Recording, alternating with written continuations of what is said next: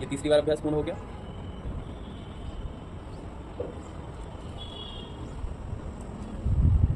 आपको इस अभ्यास में अपने हाथ के पंजे को जैसे शेर का पंजा होता है उस तरीके से बना लेना है और खोलना है।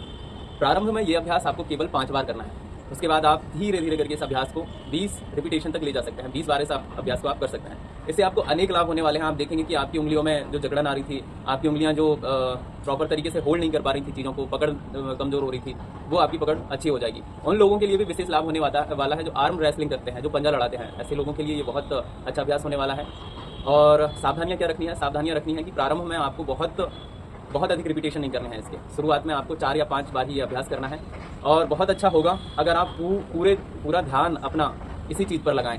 ये अभ्यास करते समय आपका पूरा ध्यान आपके इसी अभ्यास पर होना चाहिए, अन्य जगह नहीं होना चाहिए। करना कब है? तो इसे करने का ऐसा कोई निश्चित समय नहीं है, फिर भी बहुत अधिक उपयोगी हो जाएगा। आप अगर सुबह इसे कर रहे हैं और शाम को अगर आप कर रहे हैं तो 2 समय निश्चित कर लीजिए, सुबह का और शाम का। और निश्चित ही आपको इस अभ्यास के द्वारा अनेक लाभ मिलने वाले हैं। तो ये अभ्यास, अगर इस अभ्यास के बारे में और डिटेल में वीडियो चाहते हैं, एक संक्षिप्त वीडियो पूरा इसी के ऊपर चाहते हैं, तो मैं बना दूंगा, मुझे कमेंट करके बताएं। चलिए मैं अपने योग अभ्यास पूरे करता हूँ।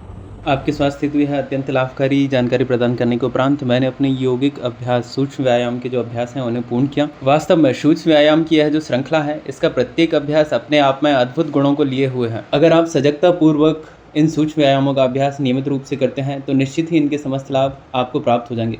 किंतु इस बात का ध्यान रखें, इन योग अभ्यासों को एक योग प्रशिक्षक के सानिध्य में ही करें या करने से पूर्व सलाह ले लें कि आप कर सकते हैं या नहीं कर सकते हैं। और अगर आप ऑनलाइन क्लासेस चाहते हैं तो मुझसे संपर्क कर सकते हैं। अगर आप बढ़े हुए वजन से परेशान हैं या आपके पेट पर अतिरिक्त चर्बी चढ़ गई है तो उसे घटाने के लिए त्रियक ताड़ासन का अभ्यास आपके लिए अत्यंत लाभकारी हो सकता है। ताड़ासन का अभ्यास आपकी अगर लंबाई कम रह गई है तो उसके लिए बहुत अधिक लाभकारी हो सकता है। किंतु ये सब आसन करने से पूर्व योग प्रशिक्षक से संपर्क अवश्य करें। शांति पाठ के साथ मैंने आज की यौगिक अभ्यासों को यहीं विराम दिया और स्नान ध्यान से निवृत्त होकर मैं श्री हनुमान चालीसा का पाठ करने हेतु उद्यत हुआ। श्री हनुमान चालीसा का पाठ संपूर्ण कर मैं भोजन ग्रहण करने के लिए बैठ गया।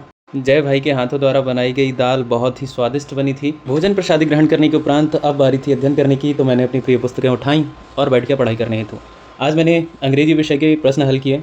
अंग्रेजी तो भारत से चले गए पर भारत में पीछे छोड़ गए ये अंग्रेजी कन्फ्यूजिया देने वाली भाषा। खैर सिलेबस में थी तो पढ़ाई करने के अलावा कोई चारा भी नहीं था। मैंने अध्ययन समाप्त किया और अब बारी थी ओमकार का त्रिमात्रिक उच्चारण करने की, जो कि मुझे शारीरिक, मानसिक व आध्यात्मिक तीनों ही पक्षों पर मजबूती प्रदान करेगी। आज मैंने एटॉमिक हैबिट्स नामक पुस्तक में पढ़ा, पहली गलती आपको बर्बाद नहीं करती, पहली गलती के बाद दोहराई गई गलतियों का चक्र आपको बर्बाद करता है।